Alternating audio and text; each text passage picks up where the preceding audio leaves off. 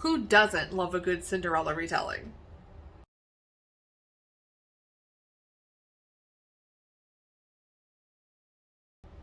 Hey everyone, it's Mary. Welcome back to my channel, and today we're going to talk about some of my favorite Cinderella retellings. If you have been on my channel for any amount of time, you know that I love fairy tale retellings. It's something that I gravitate to, and I especially love Beauty and the Beast and Cinderella retellings for the message behind the fairy tales. Of course, I like Beauty and the Beast because it's about learning to love someone for their inward person and not for their physical appearance. And I love Cinderella for a very similar reason of being able to love someone despite where they come from, whether they have nothing or they're poor, and still loving them for who they are and not caring about material things. So I read a lot of fairy tale retellings, and Beauty and the Beast and Cinderella tend to be my top favorites. So I wanted to recommend my 10 favorite Cinderella retellings. Now, I tried to recommend ones that I've read.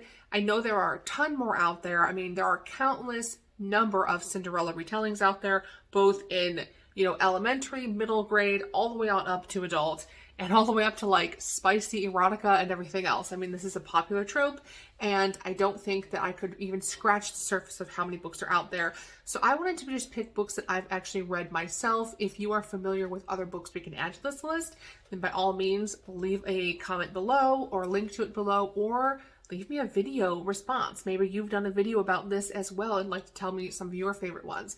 So I tried to pick a variety of different genres of romance, not just all historical, but I have to be honest, the majority of the ones on my list are historical. That tends to be where I see this trope used the most, but there were a couple of other ones I threw in here that I think you will also enjoy. The first one we're going to start off with is A Kiss at Midnight by Eloisa James. And I love Eloisa James for fairy tale retellings. She has a few. One of my favorite ones by her is actually The Ugly Duchess, which is kind of like her take on The Ugly Duckling. But this one is a very close second. A Kiss at Midnight is her Cinderella retelling, and it starts off with Jane, who is obviously the Cinderella of the story and has the evil stepmother and the stepsisters and all of that. And she has a sister, Victoria, who is engaged to a prince, but she doesn't love the prince. She loves someone else who is considered I think he's like a commoner, or he's not as high up on the chain of ton people. And obviously a prince is pretty hard to beat. If somebody wants to marry off to a prince, it's kind of hard to beat a prince, but she doesn't love the prince. And so she talks Kate into taking her place at the ball. And she's like, can you go and pretend to be me so that I can run off and marry this man I love? So she agrees. And what she wasn't expecting, however, is that she falls in love with the prince. And so, of course, the big secret of this is that she is not Victoria, and that she has nothing. She has no dowry, she has no money, she has no title, she has nothing. She's just poor old Kate who works as a servant in what used to be her father's household. So really good book. Eloisa James has a great way of like creating characters that have a lot of depth and emotion to them. So this is a great book and I love it. The second one I have to recommend is An Offer from a Gentleman by Julia Quinn. This is part of her Bridgerton series, so if you did the Bridgerton reread last year, you might be familiar with this one. This is Benedict's story, and it starts with Sophie, who is actually the daughter of an earl, but she's the illegitimate daughter. She was born on the wrong side of the blankets, so to speak, and she has always wanted to go to Lady Bridgerton's masquerade ball, but has never been able to go because obviously she's illegitimate, doesn't really go out to these things. So she decides to get dressed up and sneak out to the masquerade ball. While she's there, she meets Benedict. They dance. They have all these time talking together. She absolutely is like head over heels with him. And then, of course, the clock strikes midnight and she's like, oh no, I have to get home before they know I snuck out. And therein goes your Cinderella story. What's really cool about this book is the twist, though, because her and Benedict meet again at a house party later on where she's actually working as like a servant or maid type thing for this house party, and he's immediately attracted to her and really likes her, and he's like, I can't be in love with this girl, she's a maid or whatever. It makes no sense, not realizing that this is actually his Cinderella that went running off. And so it's really cute watching how these two end up together. The next one is another historical. This is One Night with You by Sophie Jordan, and this one is a little bit different, and it is literally one night with you. So you have Jane who sneaks off to this like masquerade courtesan's ball that's like a naughty one, right? Like you dress up and people go out to have a night together, if you get my drift. The twist I love in this book is that when she gets to the ball, she recognizes one of the guys as being her childhood friend Seth, who broke her heart when she was younger. He was her first love and broke her heart. And she recognizes it's him, but he doesn't recognize it's her. And she's like, well, I always wanted to know what it was like. So I'm not going to tell him anything. I'm going to continue this masquerade and we're going to have our night together. And so, of course, the big twist in the end is that when he goes in search of her to find out who this mystery woman he had this magical night with is, he finds out that, oh, it's Jane, my childhood friend. So this one's kind of a cute one because it's a childhood crush relationship, second chance romance kind of thing, and it's also a Cinderella trope.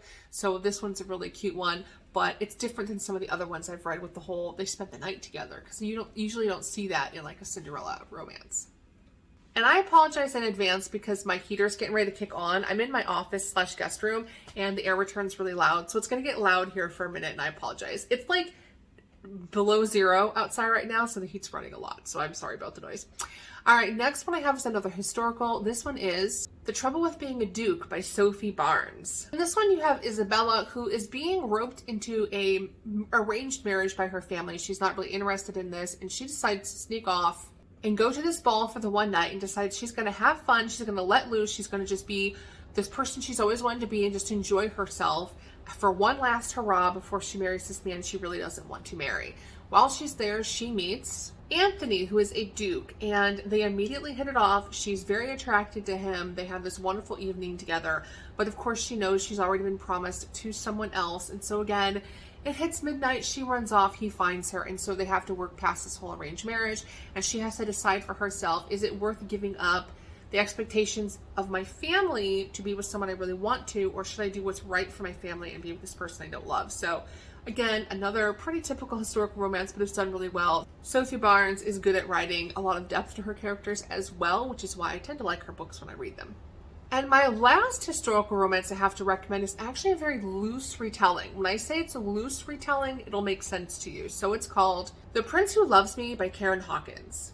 In this book, you have Prince Alexei, who is being pushed into marriage by his family because they're like, you need to hang up your man-whoring ways and like get married and produce heirs because you're going to be taking the throne eventually, and you have to like get it together and be a grown-up and start producing babies for the monarchy. But he's like, I'm not interested. He decides to run off to Scotland to avoid having to get pushed into marriage by anybody. And while he's there at a party / ball type thing, he meets Bronwyn, who is not really mistreated by her family. She's the Cinderella of the story. She's not really mistreated though. In this particular one, her family kind of keeps her a secret or doesn't really bring her out into society much because Bronwyn is considered odd. And she's considered odd because she's really, really smart. She's witty, she's smart, she loves books, she loves learning, she has a great deal of knowledge. Like, she'll spit facts and figures at you. She's super, super smart and not good in social situations. When you read the book, you kind of realize that like maybe she's like mildly on the autism spectrum, maybe, I think is what the author was trying to portray without coming out and saying that. And so the family kind of keeps her hidden because they think that she's odd. But when he meets her, he's just completely enamored by her. And he also realizes that like she's everything in a princess that my family would hate. So no one else will offer for her, so I'm going to marry this girl because it'll piss my family off, number one, and number two, I actually think she's a really nice girl. So it's a little bit of a loose retelling of Cinderella because they meet very Cinderella-esque, but it doesn't really, she's not mistreated, she's not a servant, it doesn't have the exact same trope. So it's a loose Cinderella retelling, but I really like this one because the character is actually really much a spitfire, and I love her character. She's like got a lot of wit to her, she's fun. I just like her. She's not like oh, I'm so poor. She's like, I stand up for myself, and I like that in characters. The next one is actually a paranormal romance, which I was excited when I read this one. I was like, it's Cinderella, if Cinderella was a werewolf, which is really cool. It's Before Midnight by Jennifer Blackstream. This is the first book of a series. It's like a 5-book series that's got all these magical creatures. One's a vampire, one's a werewolf, and there's like 3 other ones, and the worlds all coincide with each other. And in this one you have Prince Etienne, who is a werewolf, and in this particular world that she has created, werewolves are either born werewolves or they're bitten and become werewolves from the bite. And Prince Etienne is one that was born a werewolf, but he has been cursed by a witch, and according to the witch's curse, he's going to become more and more human and lose his paranormal abilities unless he falls in love with a mate that is a bitten werewolf. Because in this community of werewolves, the bitten are considered lower class werewolves than the born ones. The born ones are more important than the bitten ones. Well, lo and behold, you have Loop, who is the female, the Cinderella in the book, who was bitten. She actually is in a terrible family situation. Her stepmother sucks, her stepsister suck, and she's very unhappy. She has not told them that she has become a werewolf, that she's been bitten, but she also knows that she can't get away from them by, like, she always thought she would get married and move out of the house because she got married and get away from them, but she's like, I can't get married to a human because I will hurt him, because I'll lose control when I become a werewolf. And so when she meets the Prince Etienne, she's immediately like, wow, this guy's also a werewolf, and realizes that she can actually have a future by being with him. And that thing just got super freaking loud. Shut up back there, no one likes you. Can you guys hear me? I don't even know if you can.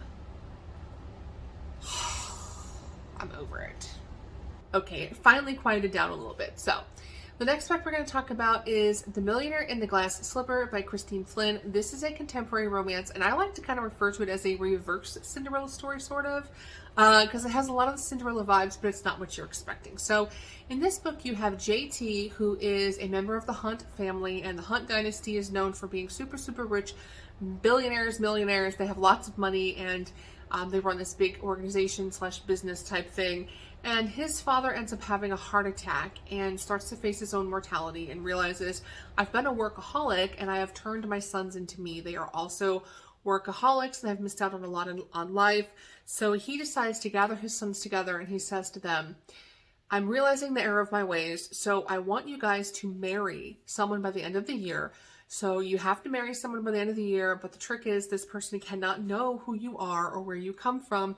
They don't need to know about the family money. I want you to find someone who loves you for you. I want you to find real love and without the money hanging over. And if you don't do that, then I'm going to start selling off your shares. So if you make it to the end of the year and you don't have a bride who loves you for you, I will sell off your part of the family business. So of course the sons are like, oh my goodness, this is the start of a series if you couldn't figure that out. And in this one, JT goes undercover as Jared Taylor, trying to find the perfect woman to marry him so that he doesn't lose his part of the business. And he ends up getting stuck in an elevator with Amy. And Amy actually gets mistaken for her sister. She has a sister who's very rich. She's like started her own company and up and coming and has money and whatnot. Who JT is actually going after. But he mistakes her for the sister. They end up hitting off in the elevator and they begin a relationship. And then it later comes out that she actually not only has no idea who he is really, but he is not with the right sister, he's with the wrong sister. But by then, they already have feelings for each other. I really loved seeing that he learned what it was like to not have things, right? Like he got to see the world from her point of view. She has no money. She has nothing. She's taking care of her grandmother who's in like the progressive stages of Alzheimer's, and he sees what life is actually about, like what it means to love your family and take care of them and be there for them without money, and to have money not being the reason why. So like it's a short book and you don't expect it to punch like it does, but this book was super emotional and one of my favorites on this list. So if you're going to check out any of the books I recommend, this one I highly recommend. It packs a big punch for a small book. Now, you know you weren't going to get past this list without a Mafia romance, right? Because y'all know I'm the queen of Mafia romances. I love them because I love my bad boys. So, of course, I have to pick Mafia Daddy by Jane Henry. This one is super cute. I loved this one. It is a little bit more gritty than any other ones on my list because it's Mafia, of course, so it has some darker themes to it. You have Dante, who's the Mafia Prince of Las Vegas. He knows that eventually he's going to have to take over running the Mafia in Las Vegas, and that he's going to have to turn into this ruthless, cruel leader like his father and the people who came before him were. But he's not super thrilled about it, and they want him to marry someone who's in the Mafia, and he's not interested in any of these women. He's like, I don't want to marry any of these women. And he gets really frustrated one day and he goes out on his motorcycle for a ride. And while he's riding through the desert, he finds Gabriella, who comes from a horrible family, obviously stepsisters and an evil stepmother, who basically drop her off in the desert and tell her to find her own way home. So there she is with no money, no car, walking through the desert. She has no cell phone, and he sees her and he's like, what on earth? picks her up on his motorcycle to rescue her and take her back to where she can get help, and the two of them fall in love. Gabriella, although she's 21, has been raised very sheltered by her family. She has basically been kept almost enslaved by them, working at their family restaurant, not really allowed to go out and experience life. She doesn't have friends. She's never dated. She's never really experienced life outside of her family unit. So she's very, very naive and sweet and very tenderhearted and very kind. And for someone like Dante, who comes from such an evil world with the Mafia and so much darkness in that world, he just immediately sees her as like this beacon of light, and she's everything good, and she sees good in everything, including me, and he doesn't want to give her up because of that goodness. He's like, I need her light to my darkness kind of thing. It's super romantic, and I really liked it. It does have some light BDSM in it, and if you can tell by the title Daddy in the title, not a fan of daddy kink, but there's a little bit of it in here. And I really liked the relationship between the two of them, though. This is a really good one if you like mafias and if you like mafia romances, I should say. And I really do like the relationship between these two. It's very believable, and you really feel for both of them. You're like, I really want them to end up together. So it's a great book. All right, the next one is one I read back in the fall of 2020, and I actually really liked this one. This one was recommended to me because I was like, I hate surprise pregnancy or surprise baby tropes, and they were like, well, try this one because you'll actually really like it. And it's Bad Prince by Lillian Monroe. This is another contemporary. It is more new adult, and obviously I just kind of ruined it. It has a secret baby trope, so if you hate secret baby tropes, maybe you won't love this one, but I actually really liked this one, even though it had the baby involved.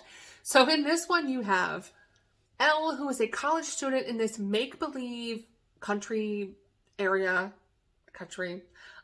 She's going to college on a rowing scholarship, and she comes from kind of the wrong side of the tracks kind of thing. So there's this one village / region of this country that is very like anti-monarchy. They want a democracy. They think the monarchy is outdated. And so she happens to come from that area of this country. And then you have Charlie, who is the prince of this country, or, the prince, the crown prince, going to be king someday kind of thing of this country. And Elle has never went to the ball, obviously, because of where she comes from in the country, and she's also poor. She's at college on a rowing scholarship and has no money. So her friends at the college are like, look, you're part of the rowing team. Let's sneak you in, dress you up. You got to do one time at this fancy ball. They do it every year. You got to go. So they get her all dolled up, and while she's there, she meets Charlie. And they end up having this super romantic evening. He has no idea who she is. They sleep together, and then a few weeks, few months, whatever later, she finds out like, oh crap, I'm pregnant. And she figures out by some of his things that he says that night and seeing him at other places that it's the prince that she slept with that night. So there's this whole thing of like, it coming out that not only is he the prince, but that she's from this bad area, that this negative to the monarchy area of the country, and then all of a sudden she's pregnant, and then there's so many twists and turns that happen in this. But what I really like about this book is that it is new adult, so they're very, very young. They're college age, and even Charlie's college age. But what you see in this book is them not only mature in age range, but mature with each other and really choose to put like their child and their feelings for each other first. And so you finally see him kind of stop being like this playboy prince and like actually step into this adult role of prince and really become a protector of Elle and protector of this unborn child. So I liked it, even though it had a pregnancy trope, and it is definitely a Cinderella retelling. And the very last book on my list, book number 10, is going to be Charming Boyfriend by Victoria Pinder. This is another contemporary romance. It is more new adult feeling as well. And in this one you have Emily, who is left behind with her stepmother and stepsisters after her father passes away. Her older brother got kicked out as soon as he became 18, and as soon as she turns 18, the same thing happens to her. The evil stepmother decides to kick her out, and her brother comes and rescues her so that she's not left on the street like he was. While at a family wedding, Emily meets Jesse. They hit it off pretty quickly and find out that they are both going to the same college in the fall. So this is obviously much younger. This is younger, definitely like, they're like, what, 18 years old or something in this book? But the twist in this book is that there is a clause in her father's will that she must be under the stepmother's roof and being taken care of in order for them to inherit a sizable amount of money off of the will. And unless she does those things, then the stepmother does not get the money. So she starts plotting all these reasons to get her out of the college and away from Jesse and back under her roof. So it's a good romance, and I really liked it, but I definitely like to explain that it's more of like a young adult, new adult feel. This is not an adult romance, if that makes sense. It has some adult themes to it, but it definitely feels a ton younger. I did really like the book, and I like that there was a lot more of the plot to this book. So if you're someone who likes something that's more of a light romance or doesn't want as much like naughty bits and stuff in your romance, this is definitely a good choice. It definitely feels younger, but I thought it was a really good Cinderella retelling, and I like the twist of like the older brother who comes and rescues her, which you don't always see in a Cinderella retelling. Alright, and those are my 10 recommendations for Cinderella retellings. I apologize in advance for the super loud heater in the background. That will not turn off because it's freaking cold in Indiana right now. But if you have anywhere to add this list, feel free to add them below. Hope you guys check them out. They're all good books. And I will talk to you on Friday with yet another video. Okay guys, bye!